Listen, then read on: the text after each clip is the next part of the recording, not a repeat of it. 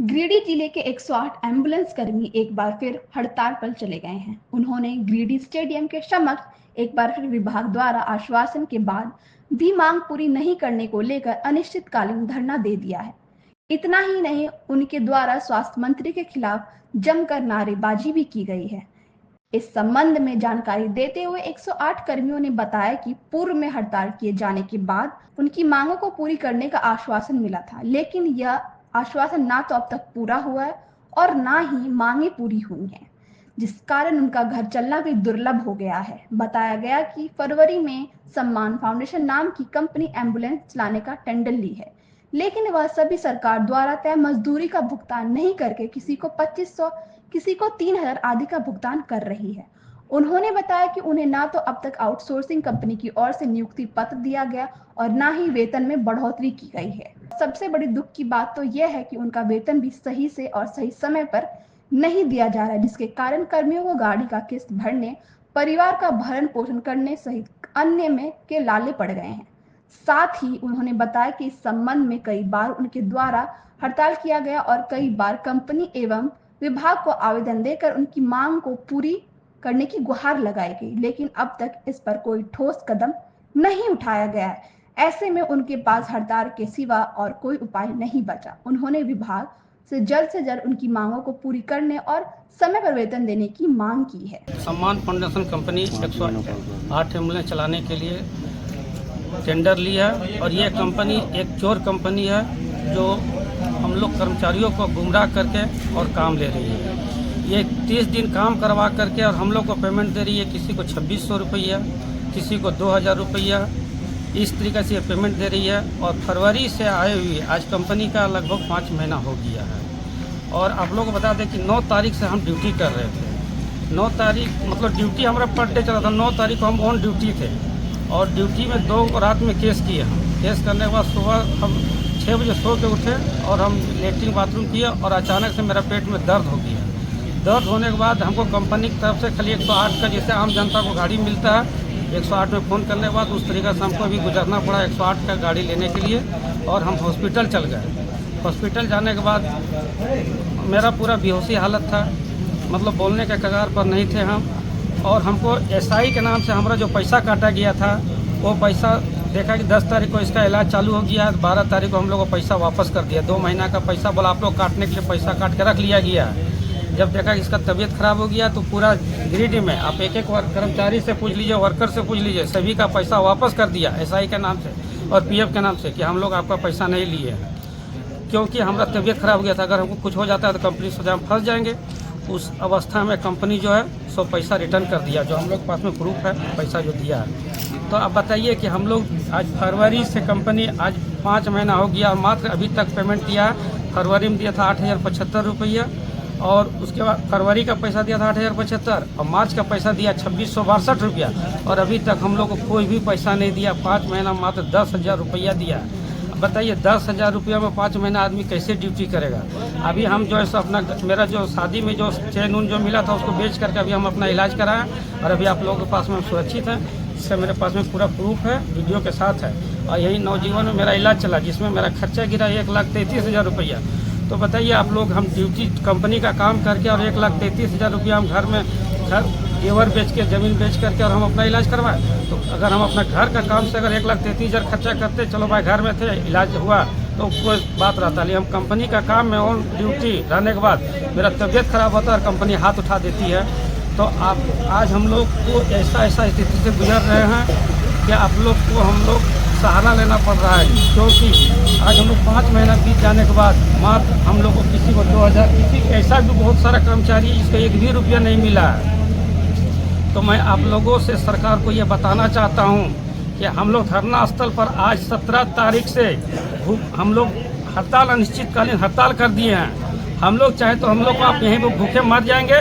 Payment तो दे नहीं रही है कंपनी, सरकार को मोटा पैसा मिलता है, किसी को भी टेंडर दे दे उसको मतलब नहीं है कि आपका गाड़ी जो वर्कर चला रहा है उसको पेमेंट मिल रहा है कि नहीं मिल रहा है। इसका मतलब क्या होता है कि सरकार को कंपनी की तरफ से मोटा पैसा जाता है। आज 17 से हम लोग बहाल हैं, 17 से हम लोग ड्यूटी कर रहे हैं। क्या हम लोग बार बार डॉक्यूमेंट वेरिफिकेशन का जरूरत पड़ेगा? आज हम लोग को बोला जा रहा है डॉक्यूमेंट वेरिफिकेशन कीजिए तब आपका नौकरी सेफ है। और डॉक्यूमेंट वेरिफिकेशन के नाम से 86 को पॉइंट निकाला है। 86 को पॉइंट में निकाला कि अगर आपको हम 2000 रुपये दे रहे हैं तो 2000 में ही आपको ड्यूटी करना है। आप ये बात ना डीसी को बोल सकते हैं ना एसपी को बोल सकते हैं। अगर आप डीसी को बोलते हैं तो आपको नौकरी से हटा दिया जाएगा, पहला नंबर। दूसरा नंबर बात बोलता है आप हड़ताल नहीं कर सकते हैं। अगर आप हड़ताल करते हैं तो आपको स्वतः नौकरी से हटा दिया जाएगा। इसलिए आपको जो पैसा दे रहे हैं उसी में आपको ड्यूटी करना पड़ेगा। मतलब कि ये ईस्ट इंडिया कंपनी एक अंग्रेज आया था जो गुलामी करवाया, ये दूसरा कंपनी आ गया, अंग्रेज से भी बड़ा कंपनी है जो हम लोगों को गुलामी के नाम से आज हम लोग ऐसा स्थिति हो गया कि अभी कल हम देखिए डिस्चार्ज करके आए हैं और अभी हमको धरना स्थल में बैठना, जबकि हमको अभी डॉक्टर बोला बेड रेस्ट कीजिए। बेड रेस्ट क्या करें? देखिए आप लोग न्यूज़ चला रहे हैं, आप लोग थोड़ा सा इस चीज़ को भी थोड़ा सा दिखाइए कि क्या इस तरीक़े से होता है। देखिए इस तरीक़े से आदमी कैसे ड्यूटी करेगा, चलाइए इसको। हमारे पास जो समस्या आ रहे हैं, पूर्वी स्ट्राइक किए हुए थे हम लोग, उस वक्त हम लोगों को आश्वासन दिया गया था, लेकिन वो आश्वासन हमारा सिर्फ लिखित ही रह गया। अभी तक ना उसके ऊपर प्रोसेसिंग हुआ है, ना कोई तरह का बात नहीं है। बोला जा रहा है कि ज्वाइनिंग लेटर, उसमें बोला गया था कि आपको 15 मई तक आपको ज्वाइनिंग लेटर और जो हमारा रेस्ट अमाउंट है वो सारे आपका क्लियर कर देंगे। लेकिन आज तक हम लोगों को मात्र ये 10 या 12 हज़ार रुपये मिले करके, किसी को 2000, किसी को कुछ इस तरह से हम लोगों का रवैया देखते हुए कंपनी का हम लोग बहुत तंगी आ गए हैं। क्या कहें, कुछ तरह का बात ही नहीं हो पा रहा है। ना स्कूल का फीस भर पा रहे हैं, ना कोई अपना घर कर रहे हैं, ना किसी व्यक्ति ने अगर कहीं EMI पे गाड़ी ले लिया है, खुदा न खास्ते, तो वो EMI नहीं भर पा रहा है 2000 का, क्योंकि उसे खाना है। सबसे पहले हमारा जो मांग है वो ज्वाइनिंग लेटर ही करे।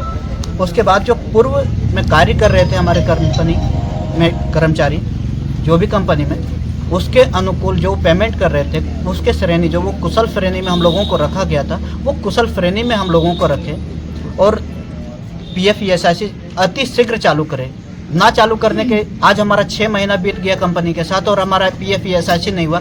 6 महीना के अंदर में हमारे पास 2 घटना घट चुका है। एक राहुल राय का नाम है, जो उसका बैग से पीछे से कोई ट्रक वाले मार दिए थे, जो कि उसको एडमिट हुआ। खुदा न खास्ते वो ट्रक पकड़ा गया, जिसके चलते उसका इलाज हो गया।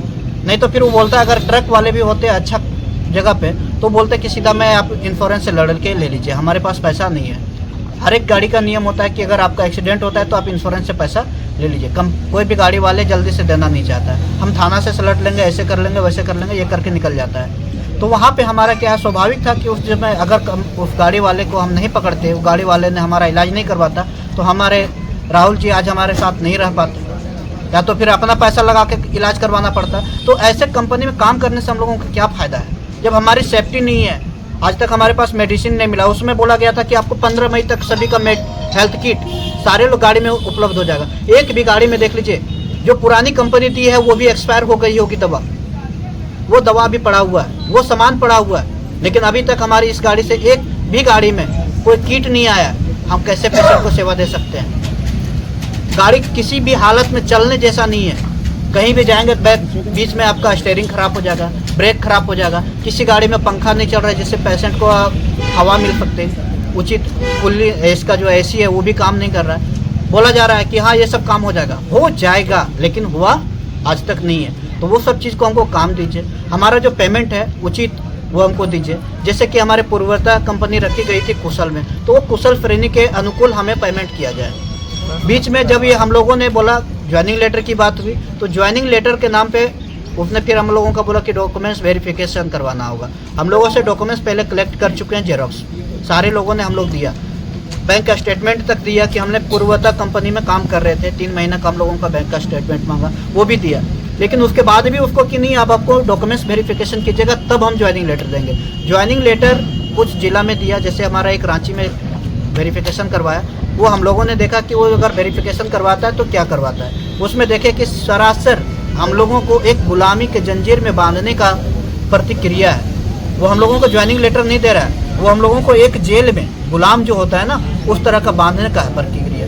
क्योंकि उसमें एक पॉइंट है कि NHM हमको पेमेंट करेगी तब हम आपको पेमेंट करेंगे।